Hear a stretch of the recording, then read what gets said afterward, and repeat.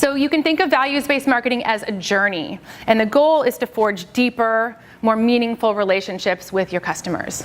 Now, this is a journey that has taken Stone Brewing Company very far since 1996, when they produced 2,100 barrels of beer, to 2013, when they produced 213,000 barrels. They have revenues of $137 million, with 50% growth year over year, making them the fastest growing brewery in America. They employ 900 people in San Diego County. They've been on the Inc. 5000 list 9 times, and they've been called Best Brewery on Planet Earth by Beer Advocate magazine. I know, compared to the other planets. I mean, I want to know who got Mars. Yeah, they do have a charitable side. They've given over $2 million into charity since their inception. They have, when you look at social media and their audience size, they have 250,000 Facebook fans. They have 150,000 Twitter fans and 50,000 Instagram fans. So they have a huge, and as we talked about, very engaged and very passionate audience. So I'm sure what you guys are wondering is, how can you create those same meaningful and profitable connections with your customers? For Stone Brewing Company, attitude is everything.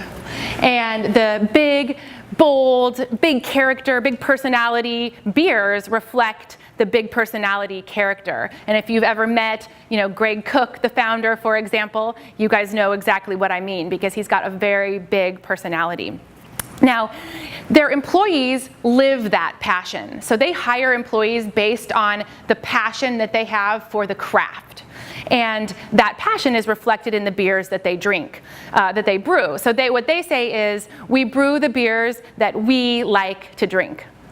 And so when they're making decisions from a marketing standpoint or looking at what beers to brew, they don't have to go out and do focus groups and do a lot of expensive market research, because they simply look at what their employees would do, and their employees are the barometers of what's going to be successful. So from the servers to the sales reps, they're all very passionate, and that passion is communicated to the distributors, to the fans. They pick up on it, they get excited, and that starts the chain of word of mouth, and that gets everyone else really excited. So we talked about Stone's customers. Now, has anyone ever been to Stone World Bistro and Gardens? Yeah? So what do you see when you walk in there?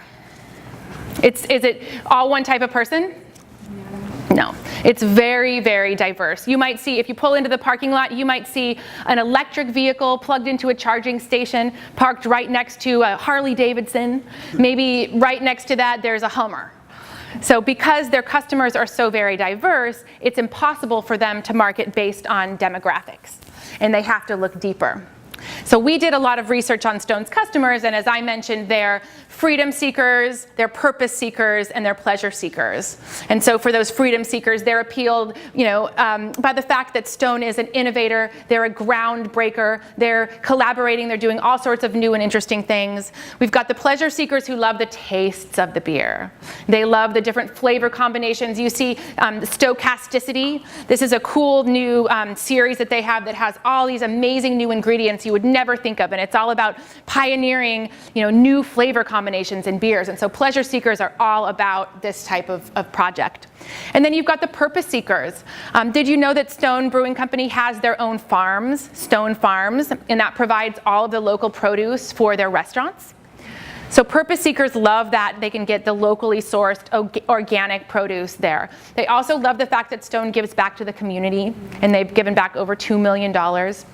All of those things really resonate with those purpose seekers.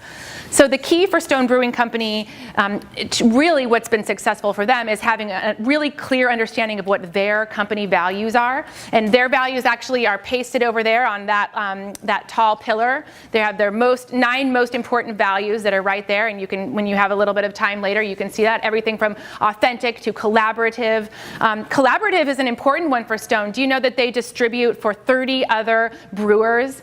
So instead of looking at it like a competitive landscape, instead of really trying to get a leg up on the other craft brewers, they actually support the local community, and they help each other out. And they feel that the more successful they can make their peers, the more successful the craft brew industry is going to be overall. So that's a really important value, and we'll talk more about how collaboration goes through the company in a little bit. So for Stone, it's really important. So they have those authentic values, the customers share those values, and then they use those, they match their customers, to their values. So the customers share those values, and that's why they feel so passionate about their experience with Stone Brewing Company. So traditional marketing was all about grabbing your attention and doing things that are going to be, loud and, hopefully really disruptive. But now, the way that marketing has changed, it's all about keeping your attention. And appealing to people's values is the way to keep them motivated. So let's talk a little bit about what Stone has done. Arrogant bastard, I've got one right here. Tonight, okay, what did you think? Okay, all right. And you know what? You know what it says on the cap? Hated by many, loved by few. And Stone will be the first to admit that they're not everyone's brewer. And that's something, that they actually own. So when we're talking about how Stone is really authentic, they have a point of view and they're not afraid to share it. And that's one thing that they do that connects really authentically. Their philosophy is earn it. Don't buy it. So they will never buy lists. They will never pay for posts. They will never do anything that's advertising focused. And they focus really just on engaging and speaking to people in a way that they feel like will resonate. They have a very unique brand voice. So whether you go to their website or you look on their social media channels or you read the label, you know what it says on the back here? It says, "This is an aggressive beer. You probably won't like it." It is quite doubtful that you have the taste or sophistication to be able to appreciate an ale of this quality and depth. So they have a point of view, and they're not afraid to share it. And so that's one thing, is as far as being authentic, you can't be afraid to own your values and push those values out, and not everyone is going to like it. So one interesting thing on this wheel is, freedom and security, they're opposite. So you can't be all things to all people. So Stone's not going to be able to be appealing to security seekers and freedom seekers. So they are firmly planted in this direction because they feel like they're going to do what they want to do, and for those people who like it, those are going to be the passionate and loyal brand ambassadors, and for those of you who don't like it, another fun saying they have is, "Fizzy yellow beer is for wussies." Yeah. Another thing that they do that really engages and puts a face on their company is videos.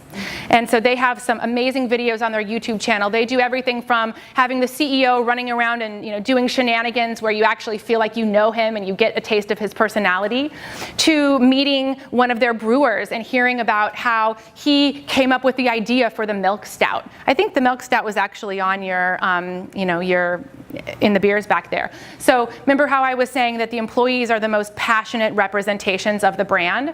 And so you can see those employees, you feel like you know them, and you hear a little bit more about what their thinking was when they created these products, and that helps them to connect more authentically. I know you guys are probably, I don't know what you're doing on YouTube, but whether you're looking at that crazy cat video or like the athletic trick, or how often, what is it, the grumpy cat. How often do you actually go back and find that creator of the video and see what else they've put out? It's pretty rare.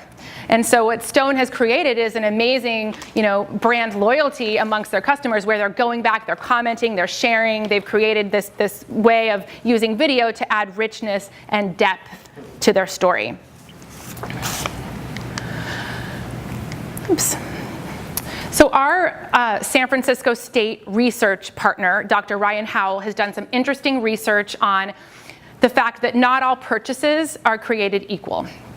So while splurging on that iPad or buying that great pair of shoes might give you fleeting pleasure, in the long run, purchasing experiences will bring you more happiness. And there's a couple of reasons for that. One is because, remember, we were craving that sense of connectedness. So usually experiences have a social component, and so having experiences together makes people feel like they're alive.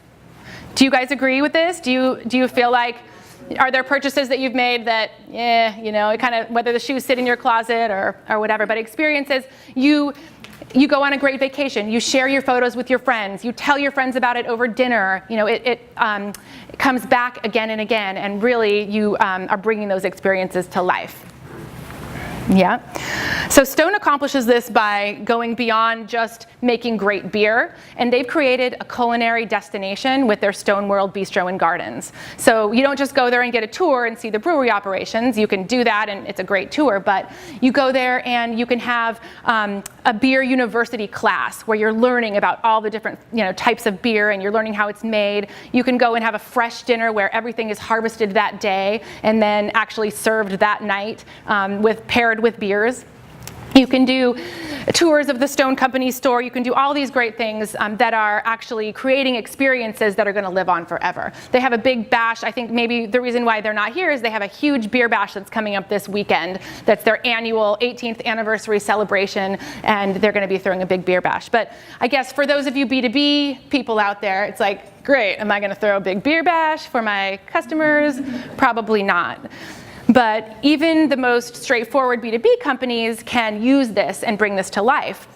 One example would be Co-op Financial Services. They're a technology company, and they provide technology to credit unions. So when they do their 4-day conference, typically what you would expect is that they're going to be giving you all the latest and greatest of technology, and you're going to be walking away with pages of notes of really intense kind of technology stuff. But they don't do any of that.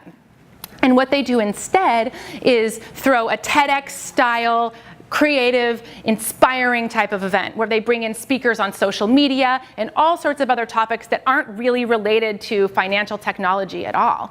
And their goal with that is that people leave inspired, they leave empowered, they leave feeling like they have some positive changes that they're going to make in their business, and they're associating that with Co-op Financial Services. So even if you're not throwing a beer bash, there are ways that you can create experiences that are really going to bring your brand to life, even from a B2B standpoint. One of Stone's core values is collaboration. We talked about how they help to distribute beer for their other counterparts in San Diego County and across the country. But that really helps them to create an authentic bridge to their customers.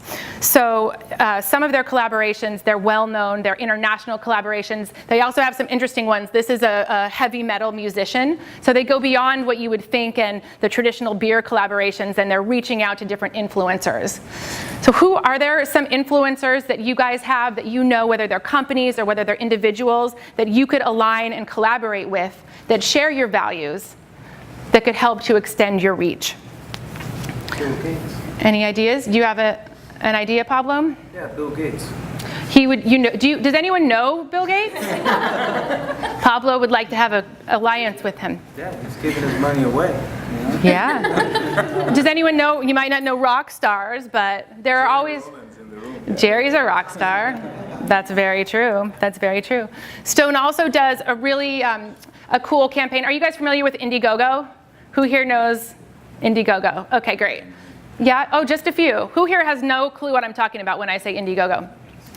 Who here has heard of Kickstarter? Okay, so Indiegogo is like the cooler version of Kickstarter. So Stone has a program called the Campaign for Cross-Planetary Brewing, and it's a Indiegogo campaign where you can actually go and buy beers and cases of beers that have not even been produced yet. And the more people that get on board, they start to unlock new beers and new collaborations, and it's a great way to really get people involved. So it's all about the crowd participation. They let people know about all the cool new things that they're doing. So they're opening a brewery in Berlin, and they're giving these fans on the Indiegogo campaign all sorts of exclusive new content, and they're really taking them along for the ride. So they think that this is going to be kind of a revolutionary way for businesses to raise funds. And so it's not shabby what they've done in just over a month.